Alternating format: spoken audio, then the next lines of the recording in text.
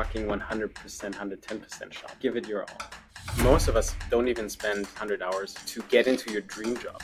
Instead of asking people, what should I do? It's like this is where I want to go. This is where I am. And then you can ask people, how do I get there? What is up, everyone? I'm your host, Chris, and you're listening to Nonlinear, the podcast in which we unpack the strategies, hacks, and decisions high-achieving young professionals take in 2023 to design careers they love. In this episode, I speak with my dear friend Ben Valk, with whom I shared an apartment in the US during our master's in 2020 at Yale SOM.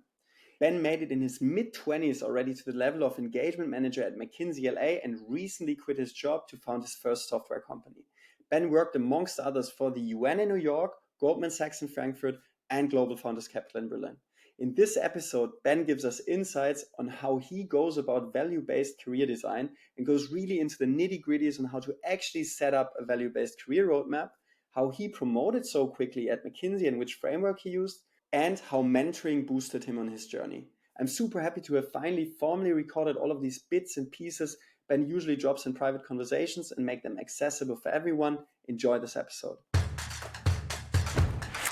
You recently quit your job. How, why, and what are you doing now? Yeah, so I think it was a mixed effect of different things, to be honest with you. I will say that I really had a good time at McKinsey. I learned a lot in a very short amount of time.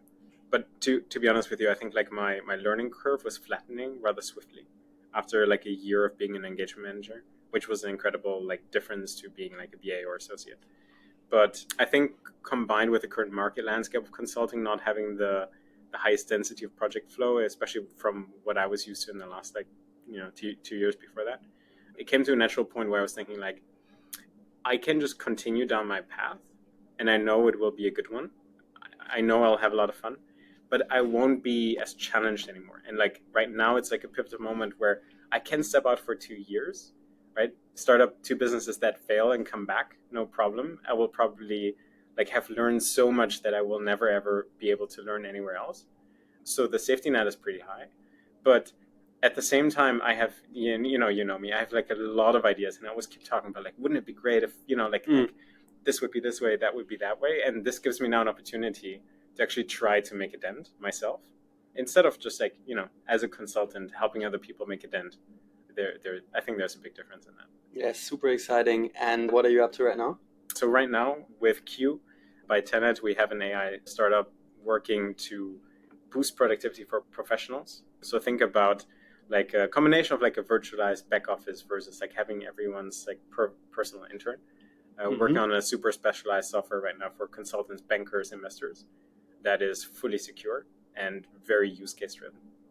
Okay, cool. I mean, we could dive into technicalities now and probably start a discussion about finding product market fit in the very earliest stages of the startups.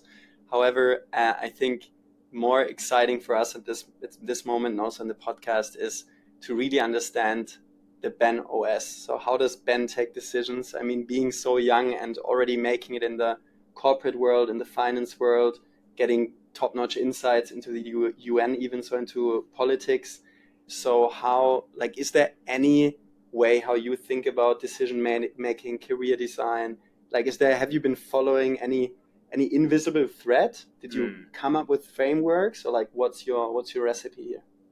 Yeah, I think if people look at my resume, they think that I've been planning out everything for a very long time.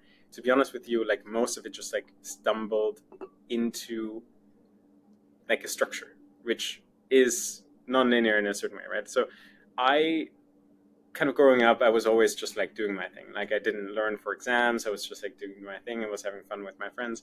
But then this, once I came to Frankfurt school, it gave me like a more structured, high pressure system where it's like a little bit like swim or drown, which taught me a lot of discipline.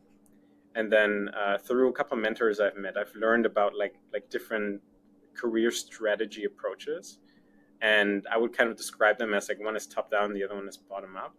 But like a very clear picture of what it means to like take the rein and take the control over your future pathway and how to think about it in like a more structured sense, which I like a lot because I'm a very structured thinker.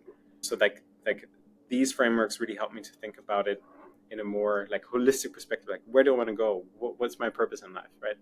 or what do I think it is, and how do I make sure that I know that it's true? And that gave me a lot of sense, a lot of purpose to really go 110% to getting those experiences, direct and indirect experiences, and testing my career path a little bit like an hypothesis. And that's basically why I applied for all these positions that you mentioned earlier, and how I got there. I mean, this sounds this is still abstract right now. So you're Right. kind of like giving us an idea of like, okay, there is a framework, there is a way, there is some hypothesis testing going on, but like maybe we can spin back time a bit without going too much into the past. How can we imagine Ben sitting there in his undergrad? What's going on in his head, and how do you actually define how do you come up with this high impact journey, and how do you then act upon it? Like putting these frameworks and the V1 into practice. Yeah. So in my undergrad, I had a couple of work experiences, kind of like nothing extraordinary. It's a little bit middle of the pack. And I had signed a full-time offer for Oliver Wyman in Amsterdam. That's kind of where I saw my life going for like the next 10 years. And then suddenly I kind of realized that, something happened in my private life that was no longer like an option or a future that I was like attracted to. So I met Sohail Mirpour, who just came from KKR, went to like Rocket Internet and Global Founders Capital, set up like a private equity co-investment business there, later became the COO of Rocket. And we kind of started talking, right? And there's this big unlock for me that I realized that like the path I was on was always on the next best thing, like the thing that kind of made sense that other people tell you is the right career choice. And what usually happens with those folks, right? Like if you have the opportunity to do anything and you ask people, what should I do? Then the answer is often consulting, banking, and you're in either of them. And like you say, well, what now? The next best thing is like private equity or venture capital. You're there. What's the next best thing? It's like hedge funds or like entrepreneurship. And then like you always just like keep tumbling into the next best thing until you're in your mid-40s and have a midlife crisis and think about like, I just worked 100 hours a week for the last couple of decades, and like now I'm here living someone else's dream, right? Like what the fuck? So how do you prevent that? Is basically by starting with what are your values? Really understanding who are you as a person before you do anything else. And once you really understand yourself, what matters to you in life, you can think about with those values, those 3 to 5 values that I actually care about, that are actually distinct to me, not just something that you see on, like a LinkedIn post or whatever. Then you can figure out what is the role that I want to have in life, in society, in business, and how do I get there from where I am right now? Right? So instead of asking people, what should I do? And they say consulting, banking, private equity, it's like this is where I want to go. This is where I am. And then you can ask people, how do I get there? Nice. Got it. So you, like, just referring back to the question, so you, at some point, so in your undergrad, I assume now, because you didn't explicitly answer it, so you basically got a couple of internships, then you got into GFC, then a crucible career moment for you was getting to know Sohail from GFC. Yep. Then you had a kind of a mentor, so someone you sparred with, I assume, right? Who kind of taught me this framework that I've been talking about, like the top-down approach. Cool. I gave you the first half with like, the values and like the abstract role you're working toward. And then at this point, so at GFC, you actually applied the framework for the first time. Exactly. Because here's the thing, right? Like most of us, we spend over 10,000 hours studying in school, but most of us don't even spend 10 or 100 hours to get into your dream job. What kind of nonsense is that? Like, that's 0.1 to 1%. Like that's just a ridiculous ratio. So I said, okay, I will apply to everything I never thought I could achieve, but I will work my butt off trying to get in there, and I'll take that as number one priority. And the academics and my grades, it's like, whatever, who cares? But the first couple of jobs you have are a defining moment in your life, and the grade, if you had like a 0.2 difference, no one ever cares about. So completely switch my priorities, spend like hundreds of hours trying to kind of prepare for McKinsey, United Nations, Goldman Sachs, and like HEC Yale, and got into all of those, which kind of really surprised myself. I know that I would not have gotten into any of those if I wouldn't have taken it as serious. And I would obviously never have gotten into those if I didn't even try. Yeah, cool. So, I mean, what's super interesting now to hear is there's basically two things you're telling us. So, number one is like being value guided and figuring out what you actually want to do in the long term. And then number two, like really hustling and figuring out, or actually taking shots on target, right? Because if you don't take shots, you cannot get what you actually want. That's what you're saying. Like, at what point did this value framework actually get interesting? Because I assume it's an assumption that like going to McKinsey or doing an internship at Goldman wasn't really a value-driven decision. It was more of a create those outside signals and learn a lot of stuff, of course, get a network type of decision. So at what time did the hustle flip towards values? Did it flip? Is this the right interpretation? That's a really good question. And I think like the hard thing with values is that it's incredibly time consuming and difficult to understand yourself. So this is not like a 2 week, let's go to like some jungle and like find ourselves type of effort. This is like a 2 years and you're still not sure, but 2 years of repetitive recurring reflection, right? So I started in 2017. Around 2018, 2019, I had a good sense of where I wanted to go. It wasn't until like a year ago that I got confirmation of the direction I want to take with my life, right? So I would describe it a little bit as the sooner you start, the sooner you feel comfortable on the path you're on, the more purpose and motivation you get from what you're doing, because you know exactly what you're doing it for. And the sooner you start, the sooner you can exclude different options on your list, right? It's not like I knew exactly where I wanted to go the moment I figured out my values. It was like I had a wide array of 3-4 completely different roles that I think could have covered my values. But in my pursuit of like testing them like hypothesis with like direct and indirect experience, direct being like the bunch of random internships I did, and indirect experience is talking to a full range of people who have achieved what I thought I wanted to achieve or are on their path to do that, and really having an honest, brutally honest conversation with them to really understand what their life is about. So for me, I was able to exclude finance from that hypothesis list. I was able to take some public sector areas off that list. And I kind of realized, okay, entrepreneurship is probably the best path for me. And that gave me a lot of kind of clarity and structure. But to your question, though, like McKinsey, Goldman, UN is indeed like the platform that allowed me to be flexible after. Because each of those options opened a lot more doors. And for each of the 3-4 options I've had, they were all like a valid step number one. Yeah. Great. Hey, Ben, before we kind of like move on into the decision-making, your most recent decision-making process into the world of entrepreneurship and speak about this, like you've now touched a lot upon finding values and mentioned the importance and starting early and iterating on your values even. Is there a very tangible takeaway we could create here in this session together to like kind of come up with a framework which you could actually start today, which we could then, which any listener can basically jot down, or which we can then even could even materialize in a GDoc or something and then throw out there? Like, is there some particular exercise you follow with finding the values? Yeah, going about iterations. Yeah, there's 3 things that come to mind. And I'm not just saying that because it's a consultant, but I think the fundamental basis to finding your values is being brutally honest with yourself, because you will run into a lot of potential values that are not always socially accepted. I have friends whose values are money, power, and sex, right?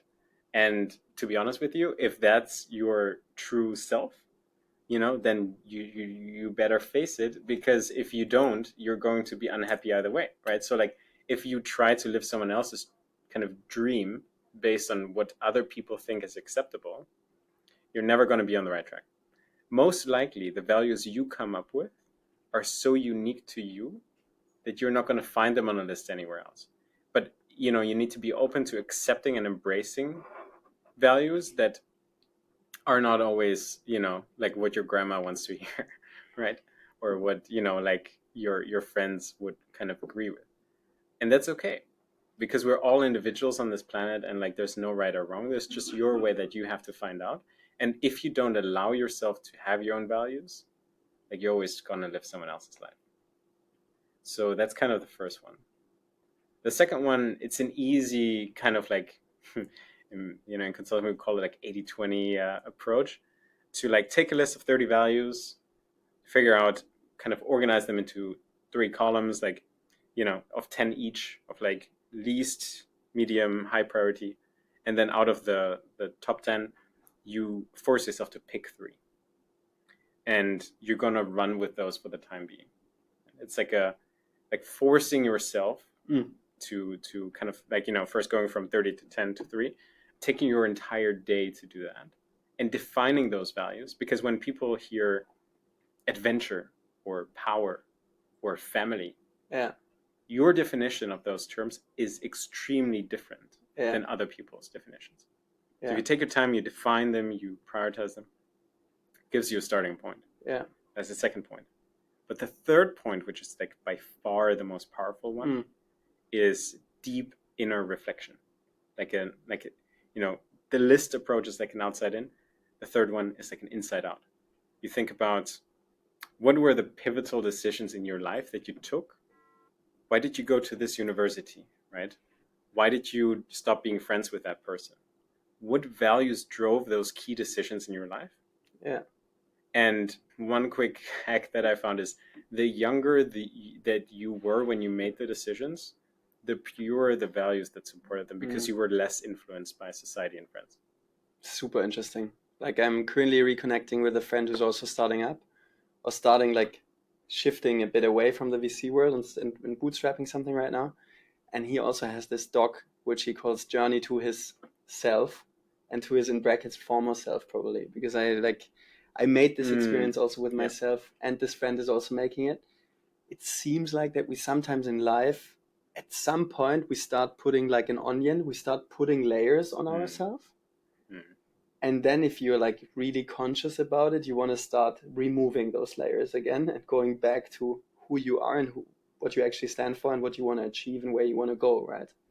So what was that trigger for you to identify what your true self is, or reconnect with your original self? Like, how was that for you? I mean, one of the strongest, so there's separate questions you're asking me here, right? Number one is like, what's the trigger? Number two is, what does it mean for me? I mean, a very, very strong trigger for me was surely studying with you in the US. So like being surrounded and living in this apartment with like, I think we were 13 in our flat in total, of like which, and I'm not exaggerating here, like 80-90% went to either strategy consulting or banking afterwards. So I was like more or less the only one who was originating from the startup space. I tried to get into McKinsey. I had the interviews in New York. It didn't work out. So I was like, okay, so there's like not really, there's no brainer option where you don't really need to introspect, don't need to go deep, which I actually love to do though. So this quick win was kind of like gone for me. And this triggered, of course, like this reflection process, which I've already done since ever. Like I started, and this is then, of course, like one of the next point probably. So this is one of the main triggers in the recent past. And then I reflected upon, okay, which experiences were actually like really, to me it's like experiences where you're really connected to life, and it only happens like maybe once a year, twice a year, 3 times a year. So it's very rare. And like one of those experiences for me, or there's a couple, like one was, for instance, going with Rocket Internet to Nepal at 21 and basically cloning Amazon there with Kemu, and like just taking my 4th undergrad semester off, being like texting, applying continuously to Rocket, and at some point receiving this text back, we got a job for you in Nepal. And I showed it to my parents, and they were like, yeah, they surely mean Neapel because I speak Italian. Fast forward 3 months, I have a flight ticket, I fly to Kathmandu. And then I just worked there. And this experience of like also the MD of this venture then asking me, so Chris, what do you want to lead? Like, which department do you want to build up? And at some point you're like 21 and you have this team of like 8-9 people, which you manage. Suddenly we're like all 28, 29, right? And so this was one of the experiences which I then reflected on, which was like super dear to me, and which showed me actually a lot about me. Or building Bright Minds Connect, which is like a young professional network, which I built at 23, through which an offline network, through which I got to know like super cool and great people, which I was never supposed to meet actually through the regular live exposure. So this was like the trigger point, and then the process for me. So to go deep into those past experiences, part of it, and then take decisions based upon this. So I mean, just to finish this off, like I then interviewed with many startups, then decided to join Google because I didn't really find in the startup world what I wanted to do. Like I spoke to Kagan from Gorillas even. And then I joined Google and solved the cold start problem. And then Google gave me the space to dive into, to then formulate hypotheses in which I've done, right? So I introspected in the Rocket experience and in the Brightman's Connect, not only for the sake of introspection, but also for the sake of coming up with hypotheses. So when my Google manager, David, asked the team for someone to take over like the entire culture building part in a remote world where we had to scale the cloud organization, then it was for me crystal clear, because my hypothesis was, hey, I'm a pure people person. I love dealing with people, building high-performing teams, building communities, because I had my past experiences. Then I leaned into this hypothesis, was the first one to put my hand up, build this team, and got promoted because of this. Because I excelled in what I was supposed to do, right? Yeah. And this is how I used my introspection and retrospection to then build hypotheses for the future and to guide my actions. And this is, of course, why we're sitting here today, because like this is just an ongoing process. As you said, I totally mirror this. Like you just have to start early. And for us, it of course started pre-studying even, but it just gets more intense as you get older, of course, and then take actions up on this. Yeah.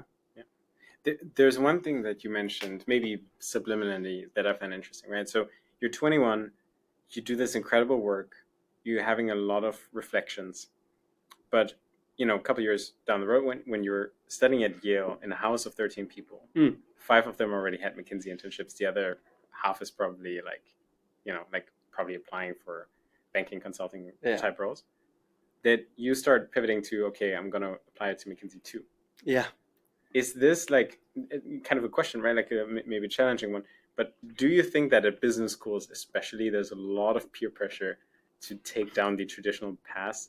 And when you are practically deciding that's not something that I want to do, that it's almost seen as absurd? Of course. I mean, this is what like was for me, or it has been even a super tense thing until I solved it for myself, like probably only a year or two, or probably 2 years ago or something. At some point during Google, I then accepted it and then understood that this reality, you just have to shift paradigms, right? And have to lean into this new identity and not think of these rather conservative and conventional norms. I mean, I've of course also, and we've practiced cases together also back then at uni. So I've of course also gone through all of the literature, etc. And one of the case guys actually mentions this. He's like, be very careful of doing an MBA or going into those business schools, because everyone starts out with wanting to change the world and converges to applying to MBB. That actually kind of maybe full circle on your initial question, right? Like that's potentially one of the reasons why I left the firm. And there's this whole like make your own McKinsey, which is totally true, right? You have like the reins in your hand. There's literally not a boss at McKinsey that tells you what to do. There's just like people who help you figure out what you want to do. So I was doing like different stuff like education technology, quantum computing, right? Like it was super, super fun, super cool. But there's this pivotal shift after you make an engagement manager for like a little while that like people ask you, so what do you want to be known for at the firm? Right? And then it was like from this awesome platform to try all these different things. Like I probably have ADHD, right? I love doing new stuff all the time and learning. And then it was like a question about specialization, going deep into something. That kind of turned me off a little bit. And I was like, no, that's not what I want to do, right? So like where you kind of lose a little bit of the agency of your own path because you have to kind of get into a niche and to kind of create like a system of where you keep working with the same people and the same clients, because that's just like what's best for the firm and like the best for the clients, but not always, the best for every individual. Where I was like, yeah, maybe I'll just kind of continue doing all these like new stuff all the time myself as an entrepreneur instead. Okay, because this is the follow-up questions I would have asked you, which you maybe even answered here already. It's like you're telling me the verticalization and the specialization and going niche turned you off. But I mean, this is what you're actually now, and this is also where we go into the second half of our convo. It's like what you're actually doing with entrepreneurship, right? You're going deep. Mm-hmm. So was it that the like going deep without having skin in the game? So under the going deep with the McKinsey umbrella, which kind of turned you off, or what was it? I think so. I think so, because I've seen some organizations that like externalize their decision making to consultants to a certain extent. And it's, of course, like it's kind of a mixed bag, right? Because I guess consultant, that's cool because you basically get to decide the direction of some organizations to a large degree. So you have that level of impact that you feel and a sense of co-ownership of the impact in a certain sense. Yeah. But at the same time, it's like, you know, some people call consultants like corporate mercenaries, right? Like you never get to fully decide who you work with, for whom you work, when you work, where you work, on what you work. Mm-hmm. So extrapolating that, like that's fine with me if I get to basically pick like roughly the industry and the company every time. But if it's like you have like 2-3 home kind of bases and it's like the same people, the same clients, the same space, that is like just like not something that I, for me myself, found as like the ultimate goal of where I want to go. It was like too much my comfort zone, and I don't like staying in my comfort zone, if that makes sense. Yeah, of course, makes sense. I mean, this is, and now let's officially go into the second part. You're basically in this bubble of, so you're doing super well at McKinsey, which is like probably not even up for discussion, the most prestigious strategy consulting firm out there. You're living in the US, so you're probably making quite a good salary. You have a cool life figured out, I guess.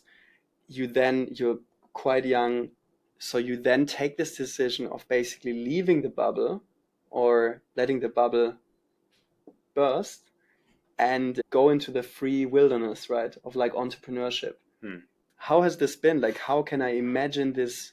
What's basically happened from your last day of employment to your first day of being on your own? Yeah. So how did this feel? How was this? It's a fundamental shift that you really have to kind of adapt to, right? It's like a total swim or drown. It's like I would say like the closest comparison I have was like going from a hedonistic high school child, right, to kind of this super rigorous academic program that had to force you discipline. Like that's like a similar comparison of going from consulting to entrepreneurship, right? Where in consulting it's all about you have super comfortable lifestyle, right? Your business class and like business class flights and 5-star hotels, and like you have a massive back office. Like, oh yeah, let's buy a PDF for $30,000, no problem, right? Like to this whole environment of like you have to do everything by yourself. The thinking and the strategy does not matter. The doing does. So you go from like thinking to doing, from like everything is given to you to like you have to figure out everything yourself. Like fundamental differences on so many levels that was something to adapt to. The other thing is like Elon Musk describes entrepreneurship a little bit like eating glass and drinking piss, right? And like that level of pain you feel on like setbacks on a continuous basis is real. So how do you deal with that? Right? Because in consulting, it's like you have a project, you have a timeline, you have your resources, sometimes the setbacks, but you deliver the deck and then you're done. In entrepreneurship, it's like, you know, dude, if you fuck this up, you're dead, right? Like you're gonna run out of cash, and like you have to figure out what you're gonna do with your life. So like that sense of urgency and pressure, and not letting that pressure kind of fuck up your decision making is super difficult. I mean, has there actually been a plan B, or do you have a second security suit basically already put on under your shirt? You know what I mean? Yeah. So is it like that you're now playing?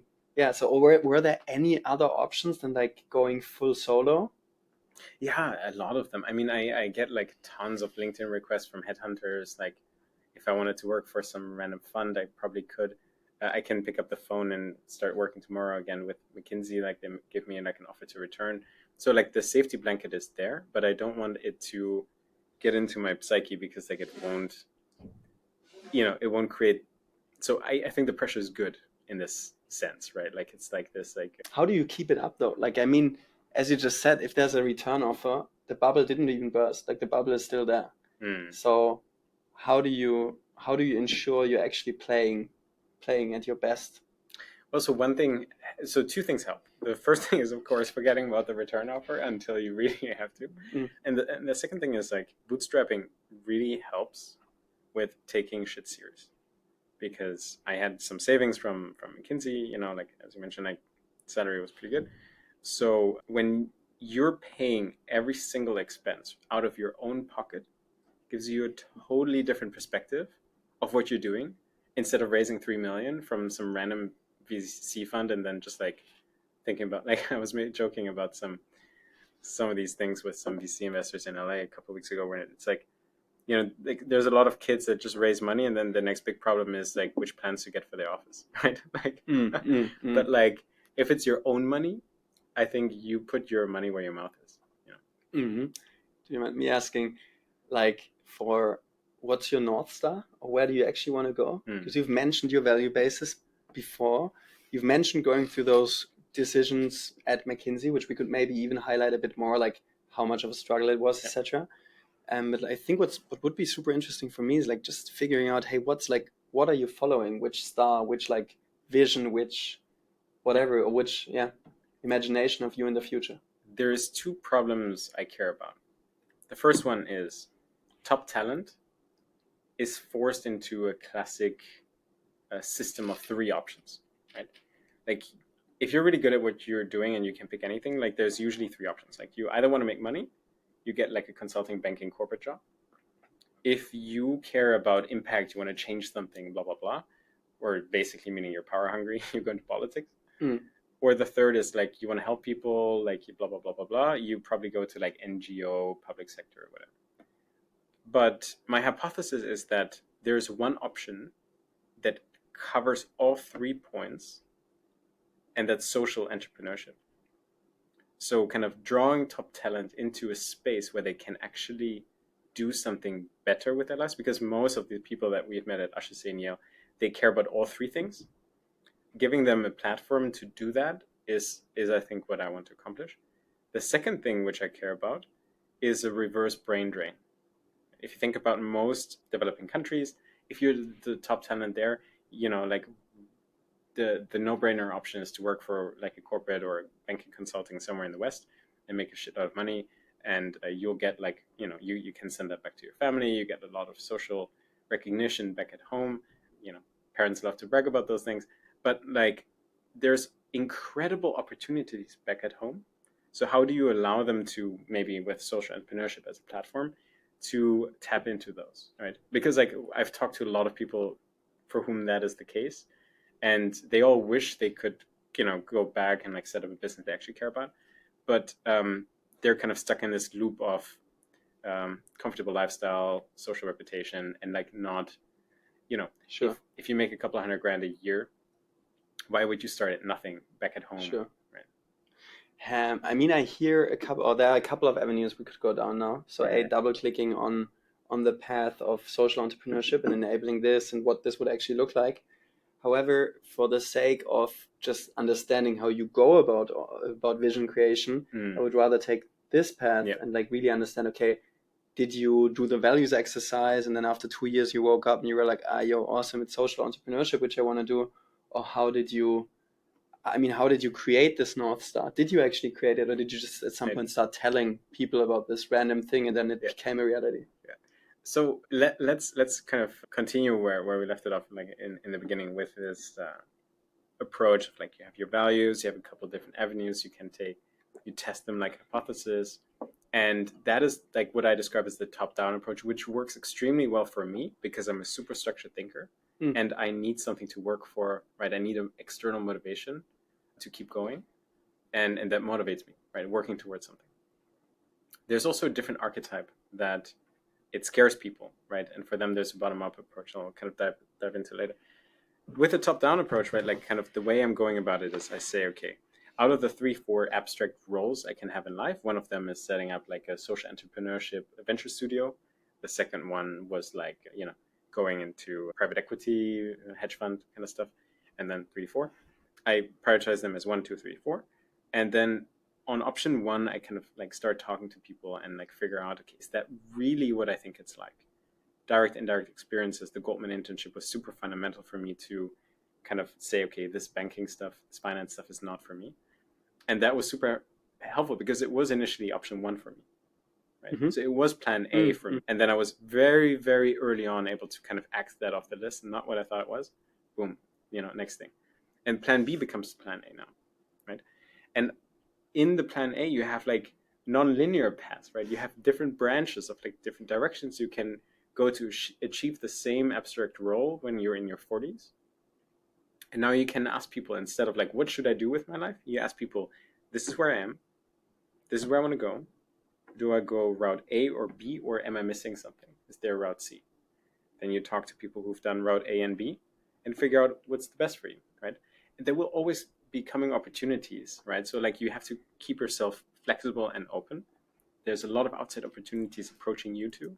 So that can help you also pick, do I go A or B based on what is available? Did I just miss it, or what's the bottom-up approach compared to the top-down one? So the bottom-up approach is completely different.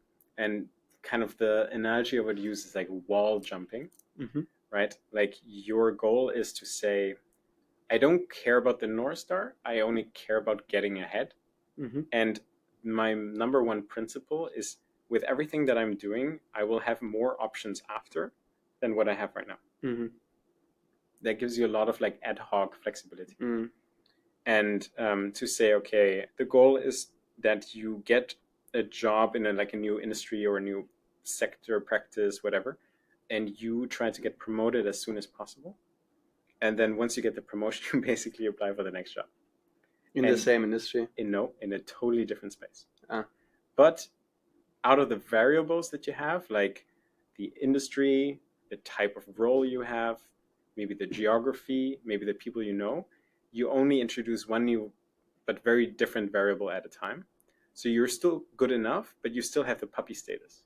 That's crucial, actually. Can we, because we yesterday spoke informally about this, so just like when having a chit chat, you spoke about this variable framework which you've used. Do you want to share this with us? Yeah. So I think that's something that like people introduced me to at McKinsey. It's like when you want to get ahead at the firm, you want to show that you're good at different things and like increase your scope of like what you're able to do to show that like you're not just a one-hit wonder, but you are actually generally good.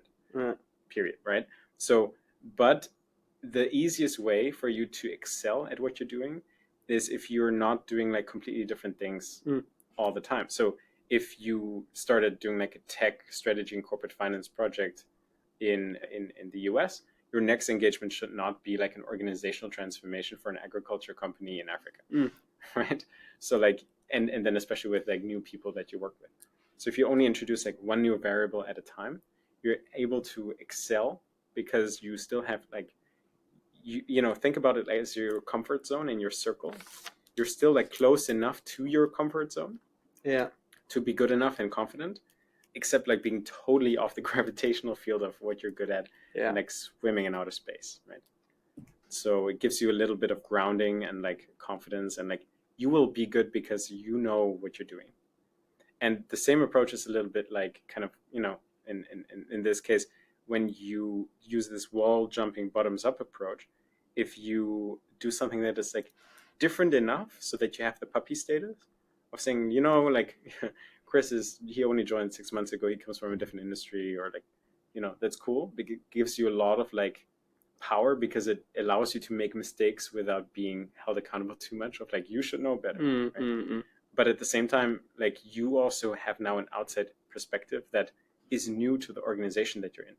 So you're able to provide a lot of value because you know how it's done elsewhere, and people know that and they appreciate that. So like, oh, Chris always comes from great ideas, and like, it's like you're basically just doing what you just did, right? Yeah, nice. But that really helps you to get ahead. And then if you have this track record of like doing that 1-2 times, you can apply for a promotion after you got promoted, because you tell them, look at my track record. I've like been a stellar candidate. I will always get promoted super fast, no matter the industry that I'm at. So yes, I'm the outsider for your organization, but you can trust my track record that I will excel at your organization as well. And then if it's like you only introduce like one or two new variables, you can also explain to them like, this is what I bring to the table, like the outside perspective, which is a value to you, as well as me being really good at this, which I will, that's basically also part of the job. Yeah, it makes perfect sense. Hey, there's again lots of avenues we could take, and particularly probably also highlighting, by the way, that we graduated in 2020, which is why the entire job discussion was very, very hot with us, because we were basically like, it was like getting up on a very cold winter morning when it's still dark outside. So we thought we could still sleep for like 2 hours, and then the blanket was suddenly like pulled away. Windows were open. It was snowing in our room. We were like, and everyone was like, okay, you have to leave the room. You have to leave the room, which was us being in the US. So, I mean, I couldn't even get my OPT visa. Remember this? And I was like shipped back to Germany already. Like, we were on our road trip in SF, jump declared state of emergency. And it was literally like, couple of weeks before, we had this discussion with at a dinner table with our like 10 flatmates or something, and we discussed about the probability of COVID closing borders, etc. And suddenly, like, our entire life that was like thrown away. Anyways, Ben, what I would love to hear about from you is, so we basically just touched upon consulting being a safe bet, maybe not the most healthy bet in the long term. Sometimes, of course, we're talking like about a very particular mindset which we're having, which we're applying, right? So also as a disclaimer here. However, what I'm also writing about in this in this newsletter, which is now coming out, is that 2023 and basically everything which is happening now with GPT and AI disrupting many industries, many jobs, job profiles even being changed, right? New jobs coming up like prompt engineers, prompt engineering software popping up, and GPT even releasing plugins now, entire jobs being killed more or less, and then 60% of the YC batch being AI startups. Then secondly, like global hiring basically picking up pace, with Deal just keeping growing and growing, the company which issues basically international working licenses, or which basically enables you to hire people in different countries very easily. So like this global hiring is suddenly opening up. And then Gen Z fully entering the workforce. Like, it's not that like 10 years ago you read a report about Gen Z being like the babies and someday they will come up. No, like Generation Snapchat is in the workforce right now. So like this made me come up with this hypothesis of the working landscape is in such a shift as it's never been before.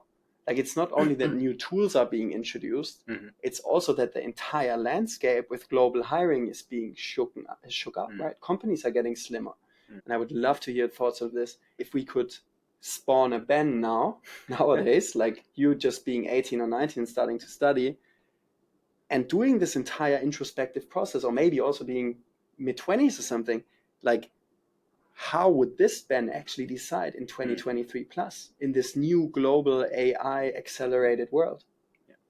So you bring up a couple of good points. And I think my thesis would be that the 2020s are most likely going to be the most seismic shift in humanity, probably like a top 5 in all of human history. Really. There we got the YouTube thumbnail. No, but I genuinely believe that. And the innovation cycle is going so fast, and you have all these external shocks that are just compounding, that like 2019 to 2023 are completely different worlds. Completely different. So I talk to people who are like, rock star candidates, like they're just studying right now, undergrad, in the United States. And I was having a conversation with someone who just wants to switch from computer science to becoming a doctor because he's super scared about AI. Okay, really? And he's like, oh, AI is going to like there will be no value in being a computer programmer, and no idea what the world will look like by the time I finish my degree. Everyone is being laid off right now. Right? Like, what in the hell? So I'd rather just take the safe bet, become a doctor, right? So like, and then you have all these other jobs that like, pre-COVID to post-COVID, the landscape has completely changed. Right. So I think that this increases the necessity for people to be value-driven in their careers. Otherwise, they'll just be floating in space. They get an external shock. They're completely like, their world, changes so dramatically that they will be lost. But if you have Yeah. a clear understanding of yourself, what your values are, what you're working toward as an abstract role, then it will be so much easier for you to, navigate those shocks. And like in the span of 3 years, we've had COVID, we've had like a war on the horizon, we've had like AI completely disrupting the workforce. So I think, it will just continue on that path. Now, considering that you all have, or let's just spawn a random Ben now at age somewhere, I don't know, early 20s, or maybe even mid-20s, maybe even you right now, right? So how do you go about this right now? And maybe even what thoughts ran through your head before making this pivotal career decision of leaving McKinsey at this point? Yeah. So I think kind of bring it all together, right? Like if I would be a younger self in this situation, all this stuff is happening and it's shaking up my worldview of what I thought I wanted to do. If I understand my top 3 to 5 values and I have my, say like 1, 2, 3, 4 in that order of priority, like abstract roles I can kind of get to, can go back to the drawing board and I can say, okay, how does this change affect the pathway of my plan A? Is my plan A still true? If not, does plan B to D make more sense for me now? And then you just like switch them out, right? Like this becomes plan A now, based on the external shock. And then you probably had already a good idea of how to get there. You'll just like reach out to your mentors. You say, dude, like this shit just happened. Like, what in the hell? Like what do I do?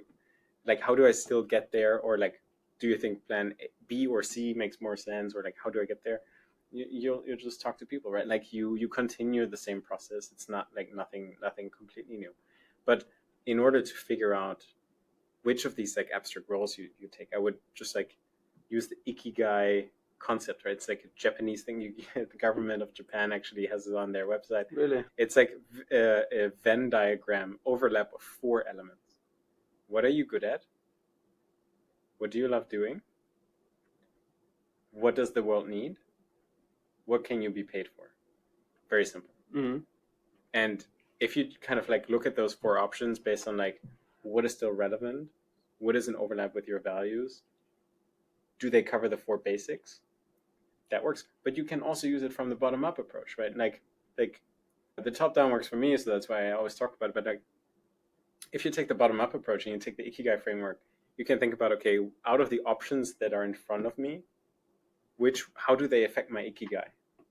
Right? So like, does it add more value on this level where I need to cover more, or like, does it cover all 4 at the same time? That's a no-brainer. Like, does it, is there like a trade-off to be made? Right? And then you can think about it and like it gives you a framework, a decision-making model. Yeah. I mean, just considering time now, we could of course super deep dive into this. Ben, if there's one thing which you could tell your past self, like let's go back 5 years, even before the masters at HEC and Yale, what would you tell yourself? You could spend like an hour with yourself, or record a like 30 minutes video or something. Which message would you want to bring across? Life is incredibly short, and if you're not looking at your values from a holistic perspective, you'll have regret. Like, family is important to me, right? Like I didn't realize that for the longest time. If you're not thinking from the perspective of like taking that risk because you think that if you fail it will be bad, in reality no one gives a shit. Taking which risk? Taking any risk. Like if you completely like run a business to the ground and like you're gonna find something else. Who cares? Like, no one cares about the reputation of like, oh, Chris, ran an unsuccessful company. It's more like people would love to be in your shoes. They know they don't have the guts to do what you're doing, right? So like, just like not caring so much about what other people think, taking that risk that you thought like, would be too much of a gamble, and most importantly, taking every shot, right? Like that unlock for me that the sky's the limit. After I got into all of the jobs I never thought I could achieve, right? I literally applied to all those things hoping that maybe one works, After all 4 worked, after I worked my butt off, that completely changed my worldview. Right? So like, take the shot, take the risk, take a holistic look at your life, and not just career, work, and like stuff, but also like love and health and like all of those things, because you don't want to have regrets when you're old, because you won't be there tomorrow. It goes so fucking fast, right? So, and the biggest regret most people have is not taking that shot. That what if. What's beautiful and then also scary about the times right now is the question will be inevitable. If you want to keep working, right? Like at some point, or if you actually want to do something which fulfills you and which you love and which generates money, and like the entire Ikigai circle here, if you want to be in the percentage which can actually do this, like my flatmate is a streamer, for instance, like if you want to be in this privileged 10% or something, much smaller probably as a percentage, right? Then I think it gets ever more important to ask yourself these questions. What do I want to do? Where do I want to go? How do I get there? Be very considerate about prototyping, taking the risks, surrounding yourself with the right people. So yeah, great to hear from you. Yeah. And 2 things. Number 1, for most people, it's hard to take the shot. So get over yourself, do it. But then don't take a half-assed shot. Take a fucking 100%, 110% shot. Give it your all. Because if you can fail, knowing you've given it your all, you won't have a regret. But if you're just like fumbling around doing whatever, then like you'll have regrets. Ben, that's an amazing closing, man. Thank you very much for doing this episode, for meeting up here in Berlin. I'm super excited to see where you'll be going in the next 2, 3, 4, 5, and 10 years even. Yeah. Thank you, Chris. That makes 2 of us. So yeah, it was a pleasure. Thanks for listening to Nonlinear. If you like the content, subscribe to this podcast on Spotify, follow me on LinkedIn or Twitter. That's @IamKrishi3, 3 as the number, and Krishi with SCHI. Reach out on any of the platforms if you have comments, questions, or just want to chat.